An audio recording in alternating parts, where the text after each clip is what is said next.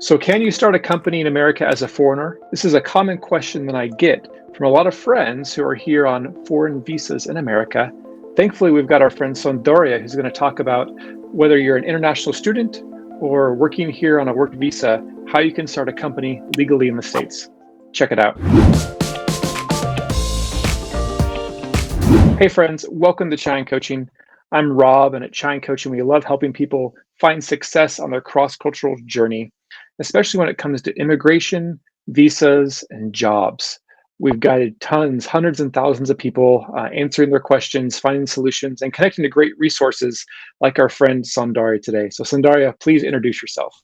Hey, Rob, it's awesome to be here. Well, my name is Soundarya. Nickname is Pooja. And I moved to the US in 2017 for my master's in management science at Columbia University. Since then, I have graduated, worked at Salesforce as a product manager, quit my job, published my first book, Admitted, and now I'm currently working on my second book, Unshackled, co-writing it with Samir Kerekar, who is an immigration attorney. Friends, if you're looking at studying abroad, I highly recommend Pooja's amazing book, Admitted, for students. And stay tuned to the very end of this video because we're going to be sharing some cool information on her upcoming book that you don't want to miss. Pooja, do you want to give a quick disclaimer on that we are not immigration attorneys and why we cannot give legal advice? Right. Well, we please don't construe any of what we'll be sharing in this video as legal advice because neither of us are immigration lawyers. My co-author is one, but I'm not representing him on this video. And all of the information I'm sharing is just based on a lot of research that I've been doing to help aspiring immigrant entrepreneurs. Definitely. This is just from our own learning and experience. Please double check with professionals if you have deeper questions. So to start, is there a startup visa in America for entrepreneurs who are foreigners? No, there is no startup visa that is currently implemented in the US, at least in the form of a startup visa. This was sometime back in 2012, I believe, when Paul Graham, who is the co-founder of Y Combinator, which is one of the biggest startup accelerators in Silicon Valley, he published an article called The Startup Visa, I think. And I think that was the inception of this idea of a startup visa, that he said the easiest way we can improve the economy, create more jobs, is to have a startup visa that lets immigrants in this country start a company without much hassle, that gives them a red carpet pathway through which they can achieve their dreams and build a company and create more jobs and fuel the economy. I'm not sure if it's 2012 or 2010, actually. We should check that. But that started the movement that we should have a startup visa. And in fact, I think there were about 3 or 4 years when this was intensely debated and there were many proposals drafted for what a startup visa would look like. And as I understand, it even passed the lower floor, the Senate of the Congress. But when this went to the House, it did not pass the House for various political reasons that honestly, I don't think I'm equipped to talk about that. But in the end, it never passed. And it just lost momentum. Like many things in life that we work on, after a while, for whatever reason, we lose momentum and just gives up. It's not because we don't want that. So it's kind of sad that we started with trying to create a startup visa, and watching us, so many other countries across the world has implemented a startup visa right now. Canada is a great example of somebody who took inspiration from the US, and then they have a startup visa now. All right. So it's definitely bad news that America does not have a startup visa, even though they explored it. So what does America currently offer in terms of that? The closest alternative, I would say, is something called the International Entrepreneur Parole, IEP. The IEP was implemented only in 2021, although it was included in the Obama administration's last few months. They wanted to implement, but then presidents changed and Trump was not he was not okay with implementing that. So eventually it was implemented in 2021 when Joe Biden became president. And there you have to have an investment of $250,000. It's not clear the list of which organizations, they have strict requirements as to who you can get that money from. And you only get a temporary parole for 30 months. So it's not even a visa. It's more of a parole. It's an experiment that they're trying where you get to stay here for about 2.5 years with the option to extend for 5 years if you keep growing your company and have 10% equity in the company and so on. So it's certainly not ideal for someone who does not have funding or someone who wants to come here fast because the IEP has no premium processing. And for people who don't know what that means, it just means you pay extra money for the government to process your case within a few weeks instead of several months. So the IEP has no premium processing, which means you have no idea when you'll get the result. And it could be 6 months, it could be 9 months, or even more. Man, that's discouraging. So we're going to dig deeper now into several types of very popular visas that people come here on and look at what are their options, what they can and can't do in terms of starting companies. And this very first one is on OPT status for F1 visa students and the GEIR. Tell us about that. Yes, as you're very familiar with this, you help a lot of F1 students. When students graduate from their F1 visa, from their program, they get something called the OPT visa, optional practical training, which lets them work in the US for 12 months in something related to what they just studied, their degree in. So this can be extended to 36 months for STEM OPT. You can start a company on an OPT. For example, incorporate your company. You can get investment. You can talk to investors. You can create a business plan, and you can essentially file for a work authorization EAD card through the company that you just set up. So in which case you can work on your own idea on your OPT. How many people know this already? But I think there is some people are under the impression that I can only start a company if I get a green card. And that's not true. Anybody can start a company. In fact, you don't even have to be in the US to start one. You can start a company in the US from India itself, even before you come here. So that's great. I didn't even know you could start a company, from the other side of the world into America like that. But then how does the GEIR program work into this? Yes, the Global Entrepreneur in Residence program, this was set up sometime back in 2015. And they're meant to help immigrant entrepreneurs who are specifically on the OPT visa. You can apply for this program, get selected, and once you're in, essentially, they will connect you with a university which has this program implemented, and you will get to be hired by the university on a cap exempt H-1B. So, side note, cap exempt H-1B does not have the lottery, the infamous lottery of 85,000 cap per year for H-1B. And it's only for research institutions, nonprofits, and government institutions. So when you get hired on the cap exempt H-1B, you get to work at this university's entrepreneurship center as, say, a professor or a lecturer or some sort of a teacher, and teach students anywhere between 5 to 10 hours a week. Like the specifics is specific to the university itself. And that essentially lets you stay in this country. So now you have an H-1B, you get to stay here, work here, teach, and you can use the rest of the time that you have on your hands to build your company, to get more funding, keep building the product. And eventually, when you feel like you've reached the stage where you have enough capital, you can file for an H-1B through your own company at that point. So you don't have to depend on the GEIR H-1B. So that's encouraging. But what about people who are already on an H-1B working? What can they do to start a company? Which, once again, I would think that's actually the majority of population anyway, people on H-1B. Once again, the short answer is you can start a company on an H-1B, first of all. But obviously, there are restrictions on what you can and can't do once you start that company. Think of it this way. You need work authorization for any productive work that you're doing in this country, especially work that's earning revenue. So if you're starting a company and you're actually working on the company day in and day out, and it's producing revenue, you're managing people, that can't happen on an H-1B. So there is like a line between what you can do and what you can't do. And I know you and I are going to record a video on this, which will come out in a few weeks. So maybe you can put that in the description when it's out. But what you can do is you can incorporate, you can build a business plan, talk to investors, raise money, I believe.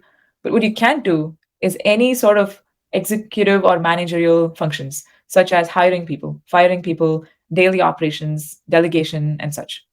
So for that, you do need a work authorization through that company. So I think one way to do this is if your co-founder is a citizen, or if you can find somebody who wants to work on this with you, who is a citizen and has a green card, does not have these restrictions, then partner with them and delegate tasks such that you only focus on the things that you can do until you get to a stage where you can just get hired through your own company as an employee. Definitely. And like Soundarya said, we've recorded a separate video all about the things you can and can't do on an H-1B. So if you want to go deeper to the H-1B, be sure to check out that other video. We're going to have the links for that. Now, aside from H-1B, there's some other more specific kind of specialty work visas that people come here on. One of those is an O-1. So what are options on an O-1 visa and what's unique there? The O-1 has so many advantages over the H-1B. It has no annual cap.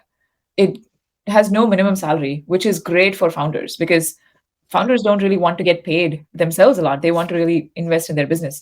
The O-1 is extended. It can be extended indefinitely, unlike the H-1B, which is only for 6 years. The O-1 does not need to be related to your education, the field of the O-1. So lots of advantages over the H-1. But the biggest caveat here is that the bar to get the O-1 is so much higher than the H-1B. So the H-1B, the bar is really just, get a bachelor's degree, work in a job that requires a bachelor's degree, and have it be related. But the O1 has a set of 8 criteria, of which you have to meet 3 to get the visa. So that's the tricky part about the O1. But doesn't mean it's not possible. In fact, based on what I was doing research on, in 2019, about 17,000 O1 stamps were issued across the world, meaning at least 17,000 people got an O1 in that year. There could be obviously more as well of people who did change of status within the country. So that's like an overview of the O1 process. So if you manage to satisfy 3 out of the 8 criteria, in terms of, for example, getting press on you and judging a few competitions, creating original contribution, they have 8 criteria that if you can satisfy 3 out of this and get the visa, what you can do is set up a company and apply for the O1 through that company that you just set up. And the good news is you don't have to pay yourself a salary. So it doesn't have to be making as much revenue as it would for an H1B. And just establish this employer-employee relationship so you can be hired and fired by the company and then apply for the visa. So I've seen tons of people do that. Definitely, yeah. O1 has some really cool advantages. We've made a couple other O1 videos with our friend Mayank, who tells his journey in one video, and then another one answers common questions about O1 visas. So we'll have links for those as well, where you guys can deep dive more into the O1 process. And our chai question for y'all who are watching is, what kind of company do you want to start here in America? Let us know if you're an entrepreneur, have that startup itch, what kind of company, what kind of industry are you interested in? And hopefully you're getting some good ideas on how to do that. My friends, if you're loving this video and learning a lot, give a big like and thumbs up to say thanks to Soundarya for sharing the things that she's learned on starting up companies here in the States. Now, another visa is the L1 visa. Tell us about this work visa and what you can do for companies with this one. The L1 is, like the O1, it has no cap, which is a good thing. And the L1 is only for people who are outside the country and already have a company there that's been active for, or they should have been working there in that company for 1 out of the last 3 years. So it just has a different set of requirements that you have to satisfy. So if anybody watching this is currently in India and you have a company there or you're planning to start one and the company starts to do well and you want to move to the US, you should consider the L1 visa, which is probably easier than, for example, the O1. And the caveat, as there is one with all these pathways, is that there is more scrutiny on the L1 visa, especially from folks from India, China, just because people have been abusing it. So your company needs to be a certain size for this to work. If your company is just 5 people and you guys are just starting to make some money, then I don't know. The L1 probability is quite low. But if your company is reasonably big, 100 or so people, then you have a better chance. So just a caveat there. And honestly, if your company is big enough, it makes sense for you to do the EB1C, which is a green card, unlike the L1, which is just a visa. They have similar requirements. All right. So speaking of green cards and e-visas, let's talk more about the EB5 and the E2 and how people can start companies on those. Yeah, there's honestly not a lot to say here because the EB5 is an investor visa. If you have a lot of money lying around somewhere in the house, then use that money to get the EB5. The EB5, I believe they've raised the ceiling of how much money is needed, but it can be anywhere between $1 million to $2 million, or in some places it's $500,000. So you have to invest in the country, in the US, to create 10 or so jobs. So it's a way for the US to know that you're actually producing value for this country, and so you deserve to stay here on a green card. It's a very elitist green card, as you can see. More money, then you have the chance of getting it. The EB2, on the other hand, E2, is also a similar investor visa, except the investment there is lower. I've been told $100,000 also is enough, but the catch there is it's not available for India or China. It's only available for countries like Australia, Belgium, a few other European countries and such. So very selective with kind of both of those on what the criteria is. Ultimately, as you can see, there is no easy path. Even with the startup visa, they're not going to give you the visa just because you have an idea for a company. You'd still have to show that you've raised some money and it's a legitimate idea and so on. So I think the takeaway is that don't look for easy paths, because I actually don't think, like all of these paths that I just mentioned, especially things like the O1 visa, they actually help you in your career, because by satisfying those requirements, you essentially get to like fast track your career by doing things that you otherwise would not have done. I think if you think of immigration as sort of a game where these are the rules and that's the checkpoint, I just need to like figure out a way to get there creatively, then it gets a lot more fun along the way. Because otherwise it can feel extremely frustrating sometimes. Yeah, I can definitely see and feel that frustration. I feel like almost every day I see posts on LinkedIn, people griping, venting about the struggles of the US visa system. how the struggles of the immigration system. And I know people watching this video are wanting to learn about companies, visa, immigration. They want guidance. And I think another great resource is going to be your book. So tell us about Unshackled and how people can be a part of the launch of your exciting upcoming book. Thank you. Well, I'm super excited because the book was launched today, October 11th. And Unshackled is a practical guide for immigrants to gain creative freedom in America. That's the subtitle of the book. Samir and mine's goal with Unshackled is really to democratize useful, helpful information on immigration to help people either start a company, to help people become a solopreneur, to help people get their green card faster. Because if you get a green card, you're free to do what you want. I mean, the moment we're born, our passport essentially constrains us on what we can do. As someone from India, there's so many things I cannot do in this country. And the same goes for anyone else from any other country. So we're trying to at least figure out some creative ways where people can feel slightly more unshackled, the way they're, more than what they're feeling now when they're in this country. So the book itself will walk through all the pathways they can take, detailed guidance, stories from past immigrants, very cool visuals, because I'm working with a designer on this, and also comes with a community where people who read the book can get together, talk to each other, help each other. Like, imagine how awesome it would be if you're going through the ON process and you have like 10 other people to talk to who are all in the same field and you're all helping each other get this. And we'll connect you with lawyers who can help you file your visa. So essentially, an entire ecosystem is my goal with this, to help immigrants. Great. And how can people participate in the Kickstarter program, which is happening now? Well, all they have to do is visit the link readunshackled.com/Rob, which you can put on the screen here. And when they click on the link, it'll take them to the page where we have different reward tiers, starting from $5 all the way until $1,000, but that's for like a VIP tier. So people can just go there and pick the tier that makes sense for them. If you just want the book, just get the book. If you want the community, pick that tier. So it would mean a lot for anyone watching this to share this with your friends, because the first 2 days of the campaign matters the most. And the more immigrants who see this right now, it would insanely help us in getting traction on the campaign. Yeah, the impact of Soundarya's first book, Admitted, has been huge. So many students have been helped. And I'm sure this new book is also going to have a huge impact. So check it out, share it with your friends, get excited for its release, and hopefully you guys can participate in that as well. And Soundarya, thanks again for sharing your insights and also just your hard work to make valuable resources to help this special community. Thank you so much for everything you're doing as well. Awesome. My friends, be sure to connect with us online as well on social media, Instagram, LinkedIn. Soundarya has an awesome newsletter. We have our Chai and Coaching newsletter as well. Make sure you're subscribed to those for great resources, tips to learn more about her book. Thanks for tuning in. We love having you guys being part of the Chai and Coaching community, and we'll see you next time. Cheers.